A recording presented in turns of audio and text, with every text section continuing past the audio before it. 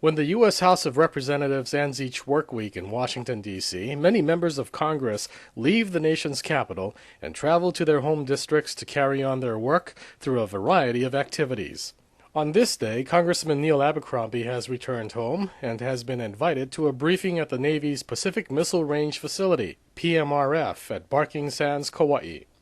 Aloha, everyone. We're just at the entrance to Barking Sands, the Pacific Missile Testing Range on the island of Kauai. Probably everyone's heard about it, but we don't necessarily know what goes on here. And once we get inside and you have some opportunity to see some of the men and women at work here, to see some of the facilities that are here, you'll find that this is the premier testing and training range in all the world, not just the United States. And the principal feature of that, of course, is at the end of Kauai is the Pacific Ocean. And so whether it's telemetry in the air to trace ships and planes from all around the world, or whether it's tracing and testing and training for our Navy throughout the Pacific Missile Testing Range here at Barking Sands is the facility to do it. A lot here. I'll just focus on a few things. The facility is the largest of its kind in the world, capable of supporting military testing and training exercises for U.S. air, land, and sea forces. PMRF includes an underwater range that covers an area of more than 1,100 square miles and more than 42,000 square miles of controlled airspace.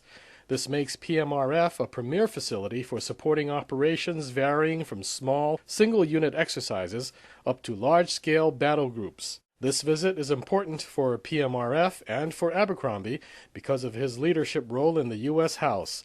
He chairs the House Armed Services Subcommittee on Air and Land Forces, which is responsible for critical oversight responsibilities for U.S. Army and Air Force operations, budget, and equipment and weapons systems procurement.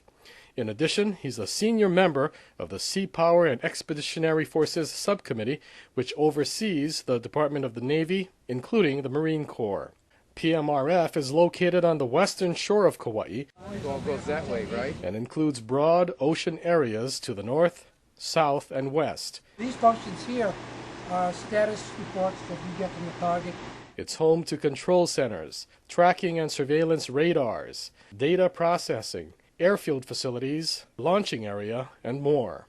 We're premier range because we can do subsurface, surface, air, and space training or testing simultaneously if need be. The Makaha Ridge site, 8 miles away, features tracking and surveillance radars, telemetry receivers and recorders, and networked communications systems.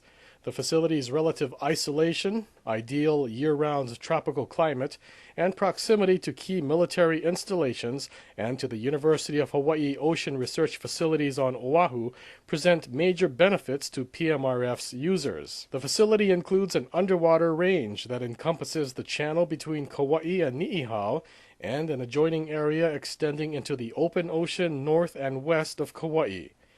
PMRF facilities on Oahu provide range services to ships and aircraft operating in the areas off Pearl Harbor, and PMRF is linked to other range and data processing facilities and can transmit real-time test and exercise data and video anywhere in the nation. We've had a terrific opportunity today to meet the men and women who make Barking Sands work, the Pacific Missile Testing Range here and training range on Kauai. I think that it's probably the most unique place in the whole world for this type of training, this type of testing, not only for missiles but for submarines, because of the unique properties of literally the entire Pacific Ocean being in front of us. It has been a revelation to me about the dedication and professionalism of the men and women here. We've been up in the Makaha Range with some of the telemetry systems up there where the tracking of ships and planes is unparalleled anywhere on the face of the earth.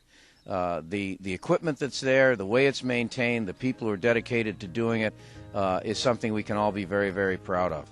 I'm very pleased as chair of the Air and Land Committee and the Army and the Air Force portion of the Armed Services Committee to have been able to come today to renew my acquaintance with Barking Sands.